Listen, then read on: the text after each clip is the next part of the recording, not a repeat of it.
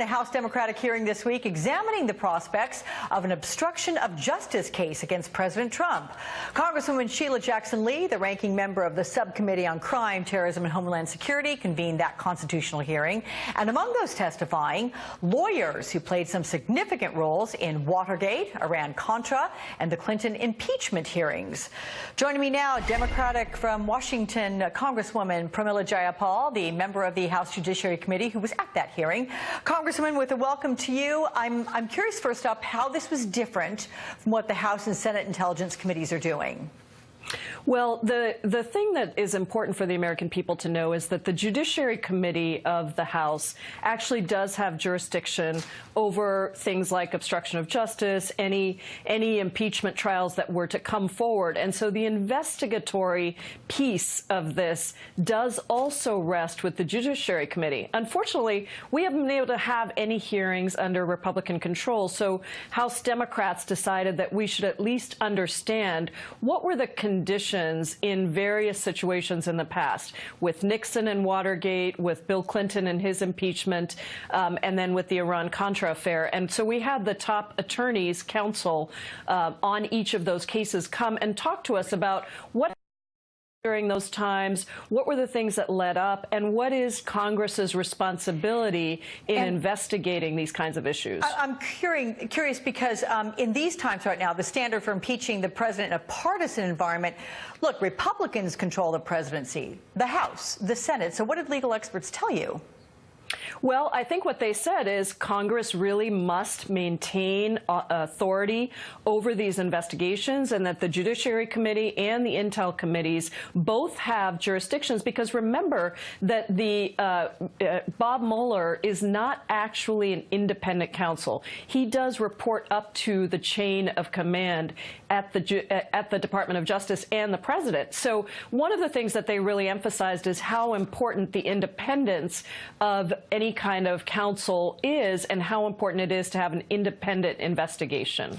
Let's talk about your Democratic colleague, that being Congressman Jamie Raskin, who's floating that bill right now to create an oversight commission on presidential capacity, this under the 25th Amendment of the Constitution. It is an unused clause. It was adopted in 1967 after President Kennedy was assassinated. This to establish some sort of a procedure in case a president is incapacitated. Do you think some might perceive this as some sort of cynical partisan act if there's no actual proof that the president is incapacitated?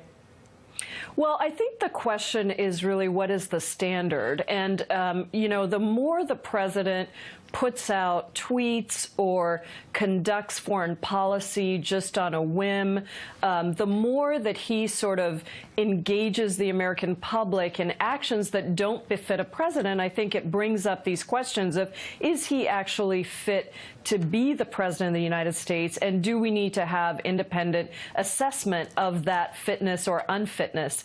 I think that, you know, these are all pieces of how we expect a president to behave.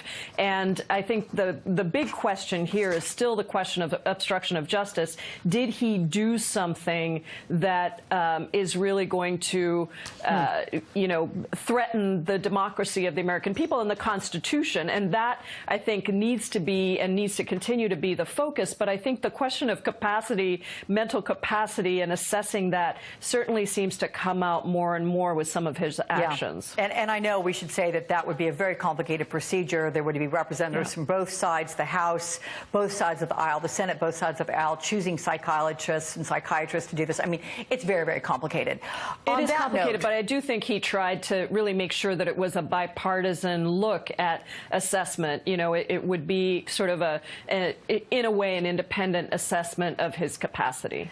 Let's turn officially to health care now, and the Washington Times op-ed writer Byron York, who says Republicans trying to repeal Obamacare would be taking something back that the government had already given to millions of Americans. Has Medicaid expansion created an entitlement program that cannot be rolled back? Well, look, I think Medicaid expansion provided health care to millions of Americans across this country who needed health care. That's what happened. And yes, it is difficult to take something back once people have it. People now see that there are millions more people that are covered.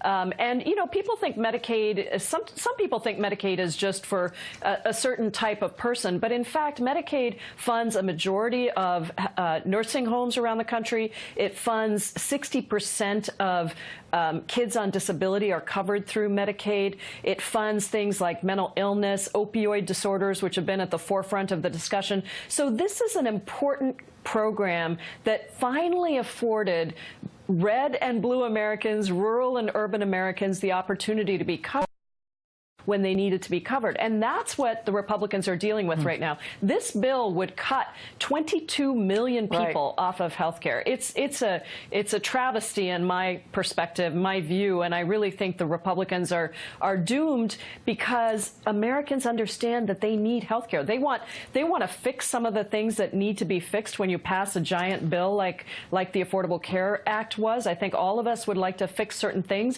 but nobody wants to take that away, you know, and we're really dealing with that situation right now. Democratic Congresswoman Pramila Jayapal, thank you so much, and happy 4th of July. Thank you.